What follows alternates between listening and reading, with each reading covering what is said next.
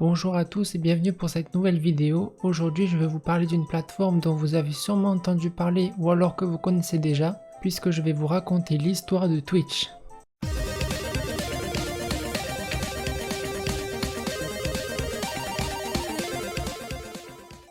Notre histoire commence avec deux amis qui ont grandi ensemble à Seattle, Justin Kan et Emmett Shear. Ces deux étudiants vont créer leur première startup Kiko Calendar, qui est l'équivalent du Google Agenda. Et justement, quand Google Agenda est arrivé, Justin et Emmett se sont dit « Bon, on est foutus ». Alors ils vendront Kiko Calendar sur eBay pour 250 000 $, ce qui leur paraissait énorme à l'époque, et ça les réconforta un peu quant à l'idée de créer une nouvelle startup.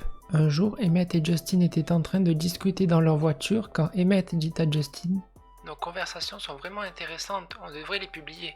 Puis Justin lui répondit « Oui, je devrais publier toutes mes conversations. On va enregistrer toutes mes conversations 24 heures sur 24 et 7 jours sur 7. Et si au lieu de les enregistrer, on les partageait en direct? Et si on le fait en direct, pourquoi on n'enregistrerait pas l'audio et la vidéo pour ensuite le diffuser en direct ?» Cette idée n'arrêtait pas de leur revenir et ils ne faisaient qu'en parler. Durant un dîner où ils discutaient avec le patron de OMG Pop, ce dernier leur dit « Vous êtes tellement nuls, vous n'y arriverez jamais à faire ça. » Alors ils se sont dit « On va le tenter juste pour te prouver. » C'est avec cette idée que le 10 octobre 2006 sera lancé Justin TV, un site de diffusion en direct où Justin diffusera toute sa vie 24 heures sur 24 et 7 jours sur 7 grâce à une caméra accrochée à sa casquette. Ce concept se nomme le live casting. Le concept de live casting est le fait de diffuser constamment la vie d'une personne, généralement sur internet, et par conséquent suivre son quotidien. Et le spectateur peut interagir directement avec le diffuseur grâce à un chat en direct. Alors si aujourd'hui créer du contenu en direct en extérieur peut sembler abordable, à l'époque où Justin diffusait sa vie c'était en 2007. Alors comment ça fonctionnait exactement? Je ne vais pas tout expliquer en détail, mais pour faire simple, Justin avait un ordinateur et une carte réseau dans un sac qu'il transportait partout où il allait. Alors parfois l'ordinateur surchauffait et la vidéo s'arrêtait, mais avec le temps le matériel a évolué et cela a été atténué. Lorsque c'était la nuit, Justin remplaçait la petite caméra de sa casquette par un caméscope posé sur un trépied.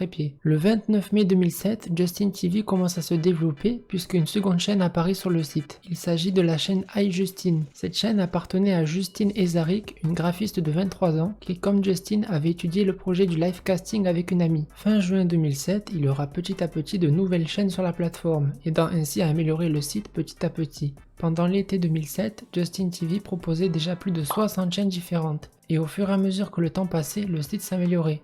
En août de la même année, de nouvelles chaînes continuaient d'apparaître. 2 mois plus tard, le 2 octobre 2007, quelque chose d'important arrive sur le site, puisque Justin TV devient un réseau ouvert, ce qui signifie que n'importe qui pouvait enregistrer ou diffuser du contenu, ce qui, vous vous en doutez, va considérablement augmenter le nombre de chaînes. Et donc le 13 octobre 2007, Justin TV comptait plus de 3200 diffuseurs. Justin TV, maintenant disponible dans 19 langues et où chacun peut diffuser du contenu, est visité par 30 millions de personnes par mois, ce qui fait de la plateforme la référence des vidéos en direct. Au fur et à mesure que le site grandit, de nouvelles catégories arrivent, et la plus populaire d'entre elles est la catégorie jeux vidéo. C'est pourquoi l'entreprise décide de créer une entité séparée, donc une nouvelle plateforme, Twitch.tv.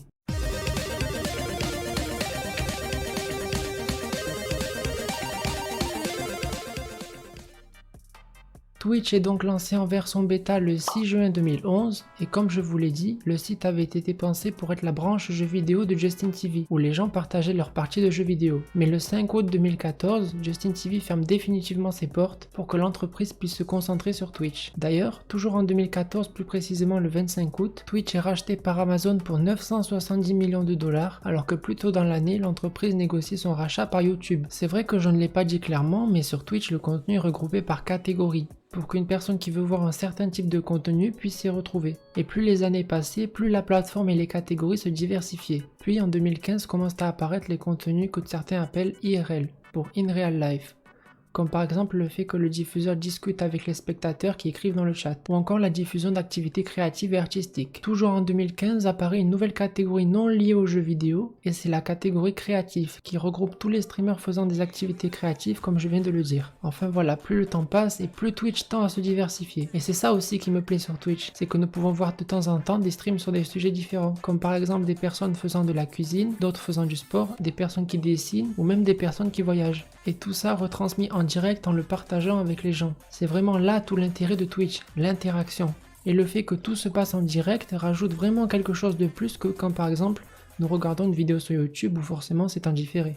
Le direct est un type de contenu qui existe déjà à la télévision depuis longtemps, mais pourtant c'est extrêmement différent sur internet. Là où à la télévision on est vraiment spectateur et entre guillemets passif, sur Twitch, comme je l'ai dit, le maître mot c'est vraiment l'interaction. L'interaction entre le streamer, donc le diffuseur, et le spectateur, autrement appelé le viewer. J'ai déjà entendu certaines personnes dire qu'ils ont l'impression de participer au stream. Aujourd'hui, Twitch continue de se développer de plus en plus et par conséquent les communautés aussi. Nous pouvons par exemple voir de temps en temps des événements caritatifs qui, comme son nom l'indique, le but est généralement de récolter de l'argent pour une voire plusieurs associations. Dans ce genre d'événements, les streamers qui y participent essaient de motiver les gens à donner.